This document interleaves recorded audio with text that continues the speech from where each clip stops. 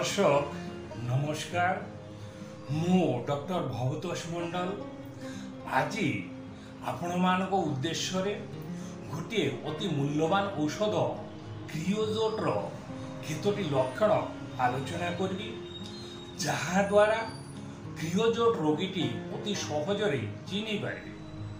କ୍ରିଓଜୋଟ୍ର ଲକ୍ଷଣ ଗୁଡ଼ିକ ମଧ୍ୟରେ କ୍ଷତ ବା ଘା ସୃଷ୍ଟି କରିବା ଗୁଣ ଅତି ପ୍ରବଳ। ସ୍ରାବ ଯେଉଁ ସ୍ଥାନରେ ଲାଗେ ସେଠାରେ ଘା ସୃଷ୍ଟି ହୁଏ। ତା ସହିତ ପ୍ରତ୍ୟେକ ସ୍ରାବ ଯେପରି ଲାଳ ସ୍ରାବ, ମାସିକ ସ୍ରାବ, ଧଳା ସ୍ରାବ ଇତ୍ୟାଦି ଭୀଷଣ ଦୁର୍ଗନ୍ଧଯୁକ୍ତ।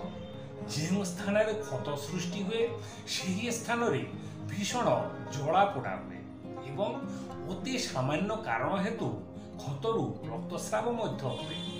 ଏହା ହିଁ କ୍ରିଓଜୋଟ୍ର ବିଶେଷ ଲକ୍ଷଣ। ପ୍ରିୟ ଦର୍ଶକ, ପ୍ରତ୍ୟେକ ସ୍ରାବ ଯେପରି ଲାଳ ସ୍ରାବ ହେତୁ ପାଟିରେ ଘା ସୃଷ୍ଟି ହୁଏ, ଅଶ୍ରୁସ୍ରାବ ହେତୁ ଆଖିରେ ଘା ସୃଷ୍ଟି ହୁଏ, ଋତୁସ୍ରାବ ଓ ଧଳା ସ୍ରାବ ହେତୁ ଯୌନାଙ୍ଗରେ ଘା ସୃଷ୍ଟି ହୁଏ, ମଳମୂତ୍ର ହେତୁ ମଳଦ୍ୱାର ଓ ମୂତ୍ରମାର୍ଗରେ ଘା ହୋଇଯାଏ।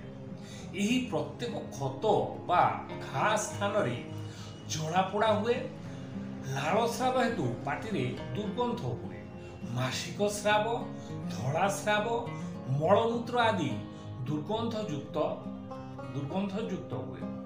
ମନେ ହୁଏ ଯେପରି କ୍ରିଓଜୋଟ୍ର ଏପରି କ୍ଷତ ସୃଷ୍ଟିକାରୀ ଗୁଣ ଯୋଗୁଁ ହିଁ ଶିଶୁମାନଙ୍କର କୋମଳ ଦାନ୍ତ ଗୁଡ଼ିକ ବୃଦ୍ଧି ପାଇବା ଆଗରୁ ହିଁ ତାହା କଳା ପଡ଼ିଯାଏ ଏବଂ ଧୀରେ ଧୀରେ ତାହା କ୍ଷୟ ହୋଇଯାଏ। ପ୍ରିୟ ଦର୍ଶକ, ଏଗୁଡ଼ିକ ଥିଲା କ୍ରିଓଜୋଟ୍ ରୋଗୀ ଚିହ୍ନିବାର ବିଶେଷ ଲକ୍ଷଣ। ଏହି ଔଷଧଟି କେବଳ ଶିଶୁ ନୁହେଁ, ବୟସ୍କ ଲୋକମାନଙ୍କ ପାଇଁ ମଧ୍ୟ ସମାନ ଭାବରେ କାର୍ଯ୍ୟ କରିଥାଏ। ପ୍ରିୟ ଦର୍ଶକ, ଯଦି ଆମର ଏହି ଭିଡ଼ିଓଟି ଆପଣମାନଙ୍କୁ ଭଲ ଲାଗିଥାଏ ତେବେ ଏହି ଭିଡ଼ିଓଟି ଲାଇକ୍ ଏବଂ ସେୟାର କରି ନିଜେ ସୁସ୍ଥ ହେବା ସହିତ ଅନ୍ୟ ରୋଗୀଙ୍କୁ ସୁସ୍ଥ ହେବାକୁ ସହଯୋଗ କରନ୍ତୁ।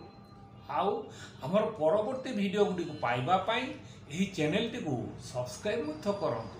ଧନ୍ୟବାଦ।